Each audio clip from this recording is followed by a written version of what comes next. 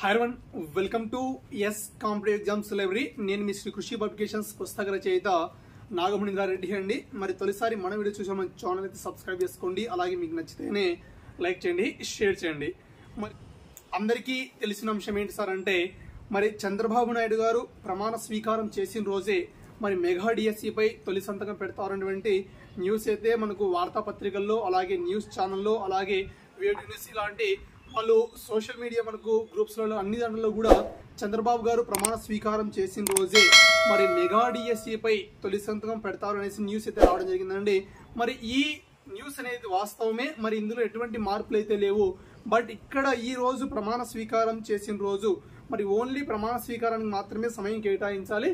మరి అలాగే ఈ మెగా డిఎస్సి పై తొలి సంతకం అనేది రేపటి రోజు అంటే గురువారం రోజు ఈ మెగా డిఎస్సి పై తొలి సంతకం పెడతారనేటువంటి సో మనకు పోస్ట్ పోన్ అంటే ఒక రోజు వాయిదా వేయడం అయితే జరుగుతుందండి। సో ఎందుకంటే ఈ ప్రమాణ స్వీకార కార్యక్రమం దీంట్లో ఉన్నటువంటి ఈ కార్యక్రమాల్లో కొద్దిగా పూర్తిగా నిమగ్నమై ఉన్నారు। అండ్ ఇంకా ఏంటి సార్ అంటే ఈ రోజు మరి గౌరవశ్రీ చంద్రబాబు నాయుడు గారు మరి తిరుమల దర్శనానికి అయితే వెళ్ళడం జరిగింది కాబట్టి ఈ కార్యక్రమాల వల్ల మరి ఈ రోజు తొలి సంతకం మెగా డిఎస్సి పై అనేది పెట్టలేదు। కొంతమంది అభ్యర్థులు సో మెగా డిఎస్సి మళ్ళీ వాయిదా సో ఇలాంటి అవసరం లేదండి, సో మళ్ళీ రేపటి రోజు తొలి సంతకం పెడతారు అనేటువంటి న్యూస్ అయితే మనకు సో వార్తాపత్రికల్లో అయితే రావడం జరిగిందండి।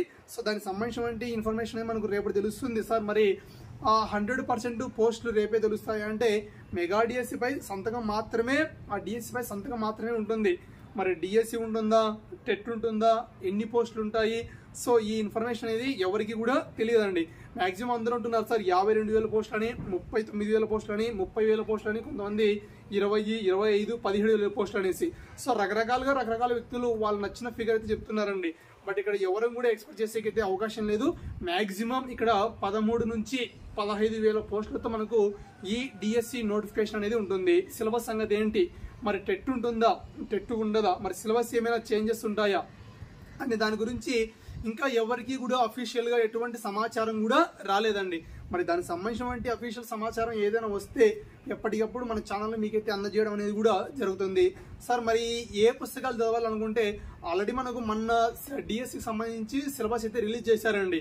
ఇంచుమించు కంటెంట్ కానీ మెథడాలజీ పుస్తకాలు కానీ అవే పుస్తకాలే ఉంటాయి, అవే పుస్తకాలే చదవండి।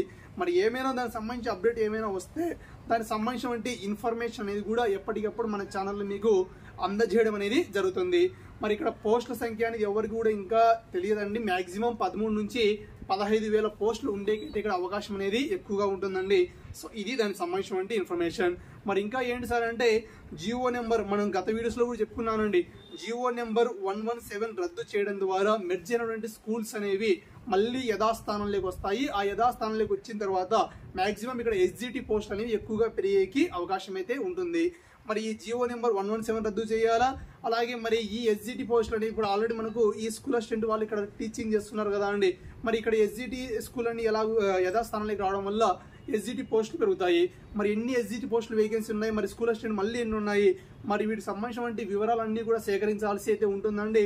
మరి రాబోయే కాలంలో మళ్ళీ ఇంకో డిఎస్సి నోటిఫికేషన్ ఇవ్వాలంటే 2028లో మళ్ళీ ఇలా ఏమైనా నోటిఫికేషన్ ఇవ్వాలా అనేటువంటి ఇటువంటి ఆలోచన అనేది ప్రభుత్వానికి ఉంటే మరి దానికి సంబంధించినటువంటి కొన్ని పోస్టులతో అంటే ఇక్కడ 13 నుంచి 15 పోస్టులతోనే మనకి ఇక్కడ మాక్సిమం ఇచ్చేకైతే అవకాశం అయితే ఉంటుందండి।